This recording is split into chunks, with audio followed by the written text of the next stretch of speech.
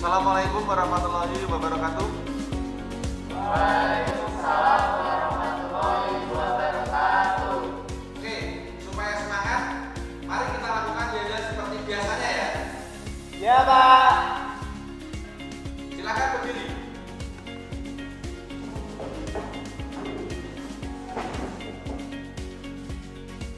Semangat pagi. Pagi, luar biasa. Baik, silakan duduk kembali.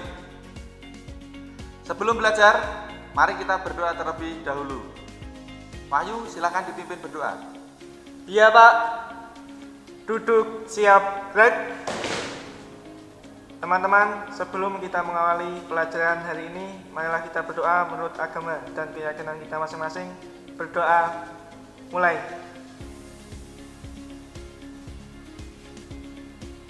Berdoa, selesai.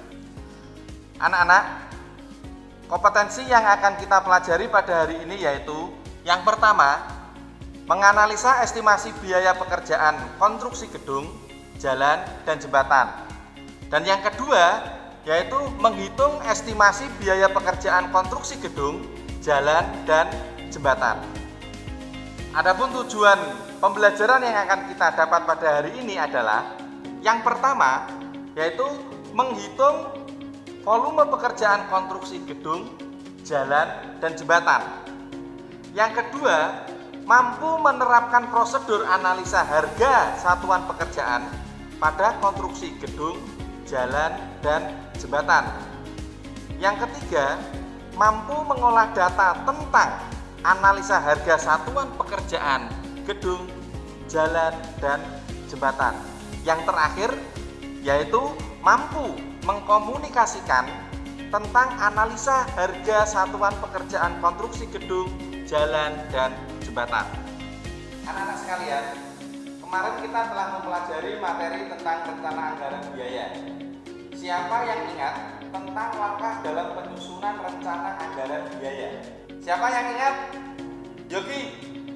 Pertama, mempelajari gambar kerja, rencana kerja, dan syarat-syarat RKS, Pak. Ya, bagus sekali Yogi. Selanjutnya apa?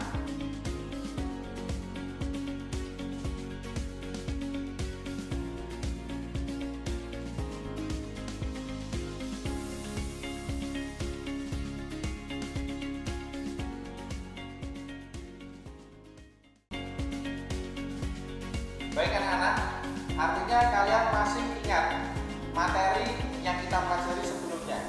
Untuk lebih menguasai materi tersebut, mari kita selesaikan tugas dalam bentuk proyek.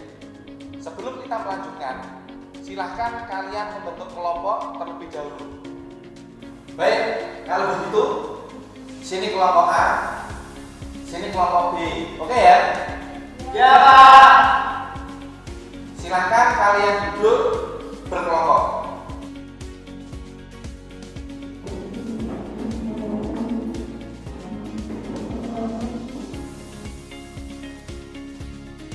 Baik anak-anak, silakan perhatikan tayangan yang Bapak tampilkan di depan.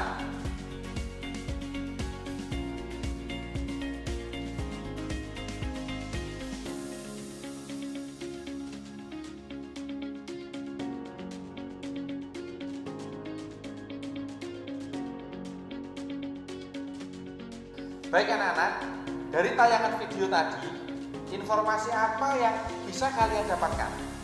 Pak, Ya, Agus.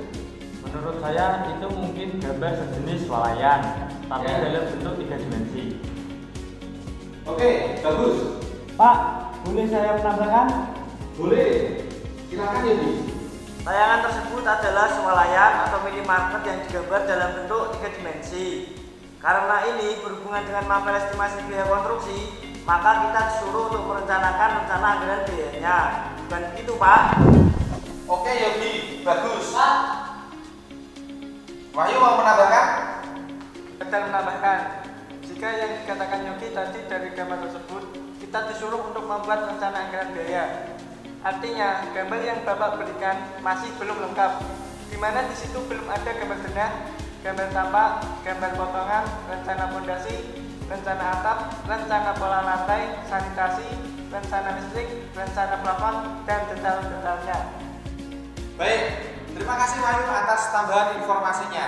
Begini anak-anak, kalau kita lihat tayangan yang Bapak tampilkan di depan, benar, itu adalah sebuah minimarket.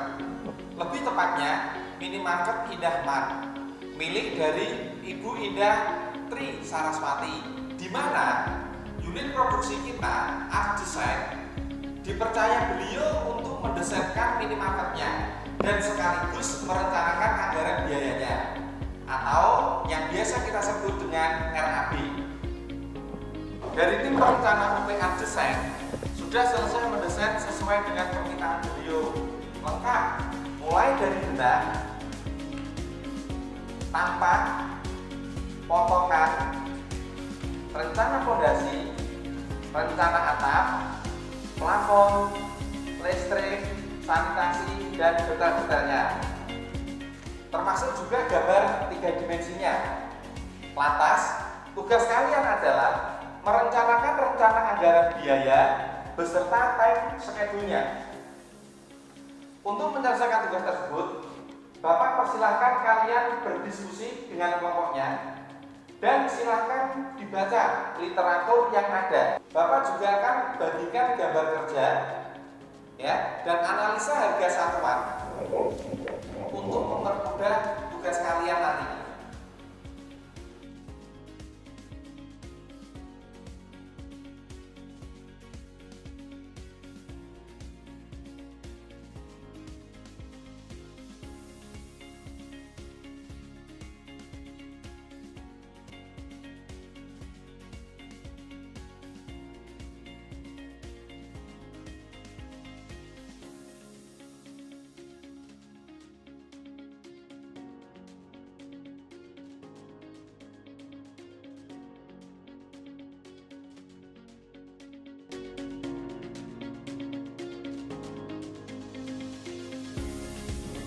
Teman-teman, sekarang kita sudah mendapatkan rencana anggaran biaya. Untuk membahas time schedule, apa yang harus kita lakukan terlebih dahulu? Menurut materi yang saya baca dari internet, pertama kita harus membuat rekapan rencana anggaran biaya yang telah kita buat.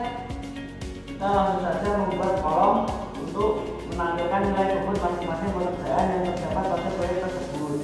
Bisa kok? Kalau kita langsung membuat nilai bobot dari masing-masing pekerjaan tanpa merekapnya terlebih dahulu, kita akan kesulitan dalam menampilkan kurvanya.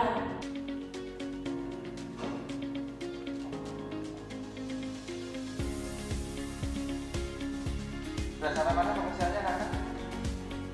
Ini Pak, kami mempermasalahkan langkah awal apa yang harus kita lakukan baru pada saat membuatkan schedule. Ya. Menurut kalian, langkah apa yang harus dikerjakan? Menurut saya, Pak, pertama kita harus membuat rekapitulasi rencana anggaran yang telah kita buat. Kedua, membuat kolom untuk menampilkan nilai bobot masing-masing pekerjaan yang terdapat pada proyek tersebut. Langkah selanjutnya membuat kolom untuk menyajikan waktu pelaksanaan pekerjaan. Setelah proses ini selesai, membagi bobot pekerjaan terhadap minggu yang dibutuhkan untuk menyelesaikan item pekerjaan ini. Lakukan hingga semua item telah terbagi sesuai dengan perkiraan waktu pekerjaan setiap item pekerjaannya. Ya, betul. Silakan lanjutkan diskusinya. Ya, Ya, Pak.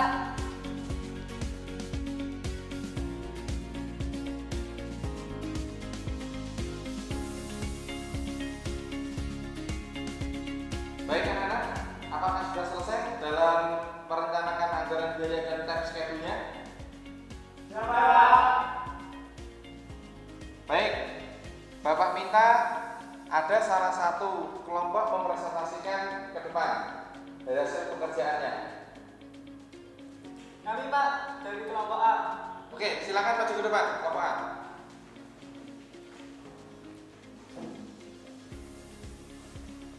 Silakan, ada yang menjadi operator.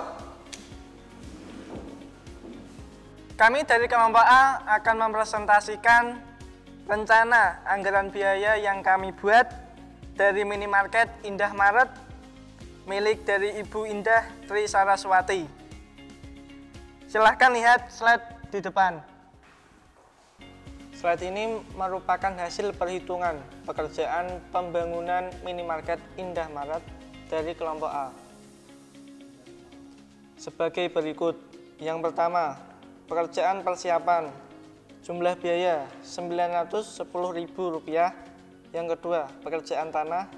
Jumlah biaya Rp9.727.226,50. Yang ketiga, pekerjaan pondasi Rp56.438,21.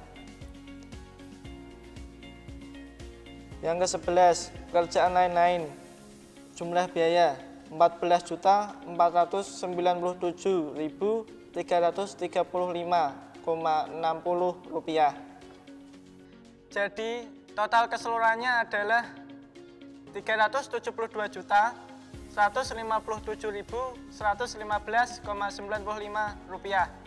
sehingga dibulatkan akan menjadi Rp372.200.000. Sedangkan untuk time schedule-nya akan disampaikan oleh teman saya, Sheila. Terima kasih, langsung saja hasil time schedule yang kami buat bisa dilihat di depan.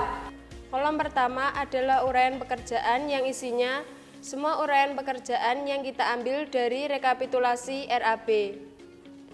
Kemudian kolom kedua ada jumlah biaya untuk masing-masing pekerjaan yang terdapat pada proyek, dan yang paling bawah merupakan jumlah totalnya. Dilanjutkan untuk kolom ketiga ada kolom prosentase bobot pekerjaan, yaitu menampilkan nilai bobot persen masing-masing pekerjaan yang terdapat pada proyek dengan rumus prosentase bobot pekerjaan sama dengan jumlah biaya setiap pekerjaan dibagi total keseluruhan jumlah biaya dikali 100%. Selanjutnya, kolom setelahnya adalah kolom untuk menyajikan waktu pelaksanaan pekerjaan. Setelah proses ini selesai, bagikan bobot terhadap minggu yang dibutuhkan untuk menyelesaikan item pekerjaan ini. Lakukan hingga semua item telah terbagi sesuai dengan perkiraan waktu pekerjaan di setiap itemnya. Setelah itu, di kolom bagian bawah terdapat rencana progres mingguan dan kumulatif progres. Dan yang terakhir baru dibuat kurva S-nya seperti ini. Agar mendapatkan kurva S yang baik, minggu awal prosentase pekerjaan dibuat kecil. Memasuki minggu ke-5, 6, dan 7, bobot pekerjaan dibuat besar.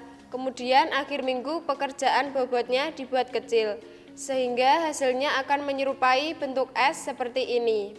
Demikian presentasi dari kelompok kami. Semoga dapat mudah dipahami oleh teman-teman sekalian. Terima kasih. Wassalamualaikum warahmatullahi wabarakatuh. Waalaikumsalam warahmatullahi wabarakatuh. Tepuk tangan untuk kelompok A. Oke, demikian presentasi dari kelompok A. Menurut kalian, ada tambahan atau sanggahan atas presentasi dari kelompok A? Saya mau menambahkan dari hasil presentasi kelompok A akan lebih baik untuk rencana anggaran biaya dengan jumlah Rp372.157.115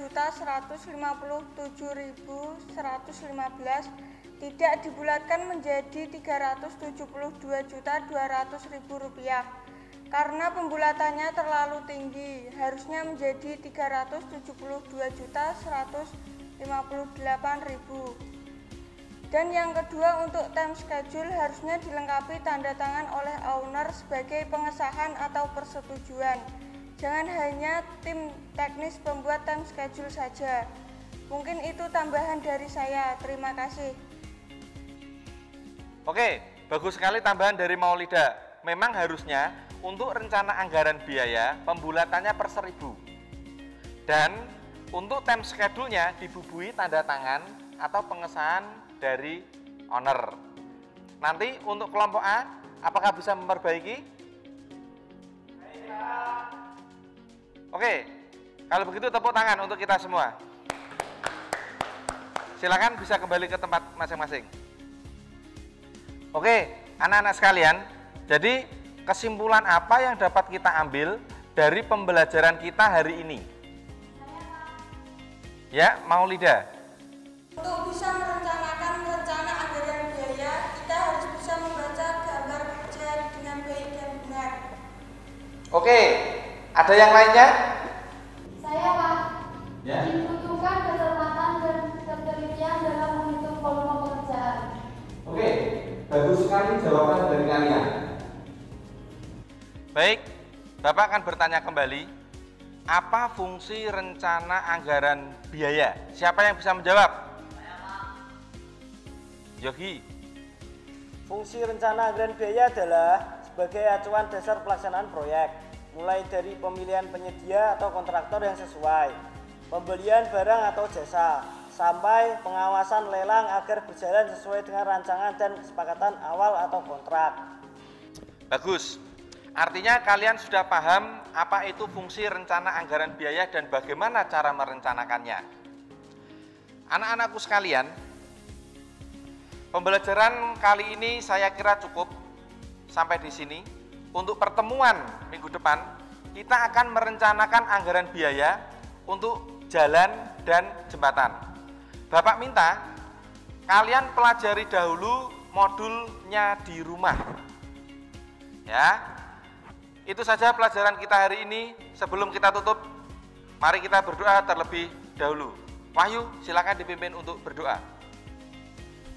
Duduk, siap, gerak. Sebelum mengakhiri pelajaran hari ini, marilah kita berdoa menurut agama dan keyakinan kita masing-masing. Berdoa, mulai. Berdoa, selesai. Sekian pembelajaran kita pada hari ini. Tetap semangat. Sampai ketemu di pembelajaran berikutnya. Saya akhiri. Assalamualaikum warahmatullahi wabarakatuh. Waalaikumsalam warahmatullahi wabarakatuh. SMK Bisa. SMK Hebat. Vokasi kuat Menguatkan Indonesia. Bismillahirrahmanirrahim. Assalamualaikum warahmatullahi wabarakatuh. Salam damai dan sejahtera. Saya Insinyur Dr. Andes Haji Sunarto Magister Teknik, Direktur Utama PT Pola Dwipa Semarang. Video pembelajaran yang Bapak, Ibu, Saudara dan telah kita saksikan bersama sudah sesuai dengan standar industri atau dengan istilah lain sudah link dan match. Semoga video pembelajaran ini bermanfaat untuk dunia pendidikan pada umumnya dan SMK pada khususnya. SMK bisa, SMK hebat, vokasi kuat, menguatkan Indonesia. Demikian, Assalamualaikum warahmatullahi wabarakatuh.